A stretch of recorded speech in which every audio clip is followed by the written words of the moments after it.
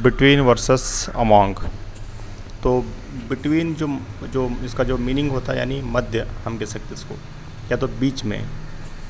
तो यहाँ पर अगर एग्जांपल देखेंगे दोनों के बीच में, यानी दोनों जो वर्ड हैं यहाँ पे, सो बिटवीन वर्सेस अमॉन्ग, तो दोनों का जो मतलब होता वो एक ही होता, वो है बीच का, यानी बीच में दोस्तों। लेकिन ये दोनों जो शब्द है, जो यानी जो वर्ड्स है, तो लेकिन यूज़ करना या सिचुएशन पे यूज़ करना थोड़ा डिफरेंस होता है यहाँ पे। तो पहले देखिए यहाँ पे, so between use used when we have two things in sentence, यानी जब भी हम सेंटेंस के अंदर दो चीज़ के बारे में हम बात कर रहे हैं, तो तब हम जो वर्ड हम यूज़ करना है यहाँ पे बिटवीन। जैसे एग्जांपल आप देख सकते हैं यहाँ पे, the train travels between Bangalore and Mumbai, यानी जो ट्रेन जो चलती है बेंगलुरु और मुंबई के बीच में चलने वाला, यानी दो सिटी के बीच में, यानी जो सोर्स और डेस्टिनेशन जो है वो basically Bengaluru and Mumbai respectively. तो दूसरे एग्जांपल में आप देख सकते हैं यहाँ पे, you can choose any one colour between red and yellow, यानी आपके पास, यानी जो सामने वाले जिसके पास सिर्फ दो पेन है, आप दोनों में एक को चुनना है, तब हमने यूज़ किया यहाँ पे between. That means you can choose any one colour between red and yellow, जो भी है कलर जो यहाँ पे एग्जाम्पल जो लिख रहे हैं, ठीक है। और दूसरा देखिए दोस्तों यहाँ पे among, so among is used when we have more than two things in the sentence, यानी सेंटेंस के अंदर दो से भी चीज़ को अगर हम रेफ़र करना है, यानी दो लोगों से भी ज़्यादा या दो शहर से भी ज़्यादा, ऐसा कुछ एग्जाम्पल आपको लिखना है, तो तब यूज़ करना पड़ता अमॉन्ग। यहाँ पे एग्जाम्पल देखिए, the train travels among these cities like Bangalore, Delhi, Mumbai and Hyderabad etcetera. तो यहाँ पर जो एग्जाम्पल जो लिखे यहाँ पे, यानी दो से ज़्यादा है, यानी इन चारों शहर के बीच में से गाड़ी निकलता है, इसका मतलब, ठीक है। या तो दूसरा एग्जाम्पल जो देखते हैं इसके यहाँ पे, you can choose any one colour among red, yellow, blue and black, यानी आपके सामने चार कलर्स है, तो चारों में आपको कौन सा भी चुनना है यहाँ पे। तो दोस्तों यही डिफरेंस होता है बिटवीन और अमॉन्ग में। क्या डिफरेंस बोले तो, बिटवीन में जब भी हम यूज़ करते हैं, सिर्फ दो चीज़ों के बीच में अगर आपको लिखना है या बात करना है, तो ये आप बिटवीन यूज़ कर सकते हैं। या दो से भी ज़्यादा चीज़ें हैं या ज़्यादा लोग हैं, उनके बारे में अगर बात करना है, तो हम वहाँ पर यूज़ कर सकते हैं अमॉन्ग। दोस्तों आगे एग्जाम्पल देखें यहाँ पे, लूज़, लॉस्ट, लूज़ और लॉस। ये देखिए बोलने में थोड़ा एकदम सिमिलर लगता, लेकिन हालांकि मीनिंग बहुत अलग है इसका। आप पहले के एग्जांपल देख सकते हैं यहाँ पे, लाइक लूज़ और लॉस्ट का एक्चुअली एक प्रेजेंट है, और यहाँ पे जो वर्ब है पास्ट है। तो एग्जांपल देखिए यहाँ पे, सो लूज़ का मतलब जो होता है यहाँ पे बेसिकली खोना, हिंदी में जो बोलते हैं हम उसको खोना। आप एग्जांपल देखिए यहाँ पे, you can lose money in gambling, gambling यानी जो भी कुछ खेलना है या कुछ पत्ता खेलना है, इसमें आप पैसे खो सकते हैं, ऐसा बता रहे। या तो शी लॉस्ट हर पर्स इन बस, यानी बस में उनका जो पर्स है उन्होंने खो लिया है, ओके। और यानी जो प्रेजेंट टेंस में लूज़ है और पास्ट टेंस में क्या होता है, वो लॉस्ट हो जाता है। यहाँ पे जो वर्ड जो होता है पास्ट टेंस में वो है लॉस्ट होता। John lost the match, John जो है उसने मैच खो दिया, यानी हार गया, यानी डिफीट हो गया। और लास्ट एग्जाम्पल जो यहाँ पे, she lost her grand father last year, यानी उनका जो ग्रैंड फादर या उनका जो दादाजी का इंतकाल या मतलब गुज़र गया पिछले साल में, जो बोल सकते हैं हम लोग। तो ये जो होता, सो यानी लूज़ और लॉस्ट का वो तो एक ही है, सिर्फ प्रेजेंट और पास्ट का डिफरेंस यहाँ पे। आगे एग्जाम्पल देखिए यहाँ पे, लूज़ बोल के यहाँ पे लिखा है, यानी ब्रैकेट में जो लिखा है यहाँ पे एडजेक्टिव। लूज़ का मतलब होता है LOOSE, लूज़ का मतलब होता है ढीला, okay. Example, these clothes are loose, यानी फिट नहीं है, इसका मतलब नॉट फिट, मतलब ढीला रहता है ना उसको, तब उसको यूज़ करते हैं LOO यहाँ पे। तो LOOS मीनिंग क्या होता है यहाँ पे, लूज़ यानी ढीला।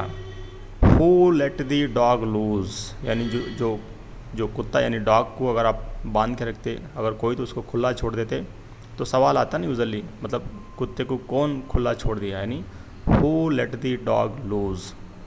तो ये है दोस्तों एग्जाम्पल। और द स्क्रू वाज लूज़, अगर आप कुछ स्क्रू या कुछ नट के बारे में अगर बोलते हैं ना, यूजुअली हम कुछ फिट करते रहते हैं, अगर वो सही मायने में या सही वो नहीं बैठता तब उसको हम बोलते हैं उसको स्क्रू जो है एकदम ढीला है या कुछ करेक्टली नहीं बैठ रहा है उसमें, तो ये हम बताते हैं। इसका जो मीनिंग होता है ये है यानी ढीला, लूज़। और जो लास्ट एग्जांपल जो है इसमें लॉस यानी नुकसान, यानी जो एग्जांपल देखिए, the company made huge loss this year, यानी कंपनी या कॉरपोरेशन या जो भी है तो बहुत ही नुकसान हुआ उनको इस साल, ठीक है, या उन्होंने नुकसान कर दिया इस साल में। It made huge loss to the family, यानी फैमिली के लिए बहुत बड़ा नुकसान हो गया। जो भी हादसा होने के बाद हम बोलते हैं ना, अरे वो फैमिली को बहुत नुकसान या तो लॉस हो गया बोल के। तो ये है दोस्तों लूज़, लॉस्ट, लूज़ और लॉस का कॉमन डिफरेंसेस। आगे देखेंगे दोस्तों यहाँ पे गुड वर्सेस वेल। तो हालांकि इसका मीनिंग जो होता है गुड का यानी अच्छा ही, वेल भी अच्छा ही होता है इसका मतलब, लेकिन एक है एडजेक्टिव और दूसरा है एडवर्ब। तो पहले देखेंगे good example. John's English is good. John का जो इंग्लिश है यानी जो इंग्लिश बात करने का जो तरीका है या उसका जो फ्लुएंसी जो है तो अच्छा है बोल के बोल रहे हैं यहाँ पे। यानी यहाँ पर जो है जॉन को हम डिस्क्राइब कर रहे हैं, यानी जॉन को वर्णन कर रहे हैं यहाँ पे, इसलिए यहाँ पे जो वर्ड है यहाँ पे एडजेक्टिव। एडजेक्टिव का मीनिंग क्या होता है? वर्णन करना किसी के बारे में या जो भी उसका कैरेक्टर के बारे में या जो भी उसका नॉलेज के बारे में, ठीक है। जैसे यहाँ पे एग्जांपल जो दे सकते हैं यहाँ पे, जॉन्स इंग्लिश इज़ गुड, यानी जॉन का जो इंग्लिश है वो बहुत अच्छा है, यानी अच्छा बात कर सकता हो। या तो that is good business plan, अगर आप जो भी बिजनेस प्लान बता रहे अगर वो अच्छा है तो हम बोल सकते हैं ना यहाँ पे, so that is good business plan, ये जो प्लान है ये अच्छा प्लान है। अगर आप वेल की बात करते हो, लाइक यहाँ पे जो ब्रैकेट में जो लिखा है यहाँ पे एडवर्ब, एडवर्ब का मीनिंग क्या होता है? Basically describes the meaning of verb. अगर वर्ब को आप डिस्क्राइब करना है तो हम यूज़ कर सकते हैं एडवर्ब। एडजेक्टिव का मीनिंग क्या होता है? अगर आप नाउन को डिस्क्राइब करना है यानी व्यक्ति या कुछ चीज़ को या कुछ प्लेस को आपने डिस्क्राइब करना है यानी वर्णन करना है तो एडजेक्टिव। तो ये देखेंगे दोस्तों यहाँ पे वेल के बारे में, like John speaks English well. देखिए यहाँ पे जो वर्ब है, यहाँ पे स्पीक बोल के वर्ब लिख रहे हैं यहाँ पे, तो वर्ब होने के बाद ही हमको लिखना पड़ता है वेल। यानी जब भी हम वेल लिखते तो वहाँ पर जो होता है यूजुअली तो वो है, मतलब वहाँ पर लिखना पड़ता, वर्ब को लिखना पड़ता है आप। या तो दूसरा एग्जांपल देख सकते हैं दोस्तों यहाँ पे, he executed the business plan well. Execute यानी जो ये जो वर्ब है यानी कार्यगत करना, यानी कार्य या तो काम करना। तो ये जो होता है यहाँ पे, उसके बाद में जो आ गया यहाँ पे ये सेंटेंस में यहाँ पे यानी ये वाक्य में वेल यानी ये है एडवर्ब, लेकिन दोनों का मतलब एक ही होता है, अच्छाई। तो एक है एडजेक्टिव और दूसरा है यानी वेल एडवर्ब है। तो आगे देखेंगे दोस्तों यहाँ पे मेनी वर्सेस मच। मेनी का मतलब होता अनेक और मच का जो मीनिंग होता है यहाँ पे ये बहुत, ठीक है। तो मेनी यानी नाउन या तो काउंटेबल, ये काउंटेबल यानी हम गिन सकते हैं कितने लोग हैं, जैसे हम पूछते हैं ना हम कितने लोग, हाउ मेनी पीपल, ऐसा।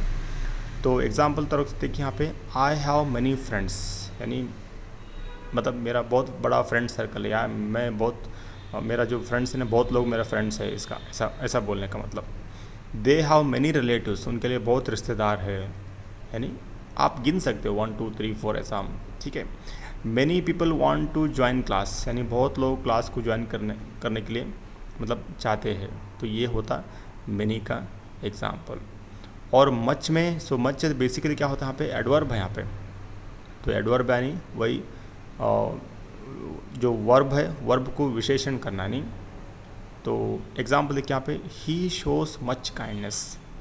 तो शो यानी यहाँ पे वर्ब है, काइंड यानी जो दया, मतलब जो दया दिखाते हम लोग किसी के सामने या किसी को, तो ये होता है ही शोज मच काइंडनेस, यानी जो दया दिखाना है वो बहुत ही ज़्यादा दया दिखाता है, इसका मतलब। It is much awaited movie. Await यानी यहाँ पे हम जो इंतज़ार किया, यानी वेट किया बहुत, तो बहुत हमने वेट किया इस मूवी देखने के लिए, यानी यहाँ पर जो हो रहा है वर्ब जो है यानी एडवर्ब जो है मच। दोस्तों आगे और तरफ जाएंगे यहाँ पे एग्जांपल में, यूज़ ऑफ वुड। तो यूज़ ऑफ वुड में यहाँ पे 3 अलग अलग जो भाग में हम यूज़ करते हैं इसको वुड को। तो पहले एग्जांपल जो है यहाँ पे पास्ट हैबिट। तो वुड का सबसे पहले इम्पॉर्टेंट जो इसका जो मीनिंग है यानी होगा, जब भी इसका जो हिंदी मीनिंग होता है होगा बोल के। तो सबसे पहले देखिए यहाँ पे पास्ट हैबिट में, यानी हम जो भी कुछ कार्य या कुछ काम हम बार बार वही करते रहते थे पहले टाइम में, अगर आप उसको अगर आप आज बोलना है तो वो होता पास्ट हैबिट। तो एग्जाम्पल के तौर पर देखिए यहाँ पे, he would dance well when he was child, यानी जब वो छोटा था या जब वो बच्चा था तो वो टाइम पे डांस बहुत अच्छा डांस करता था।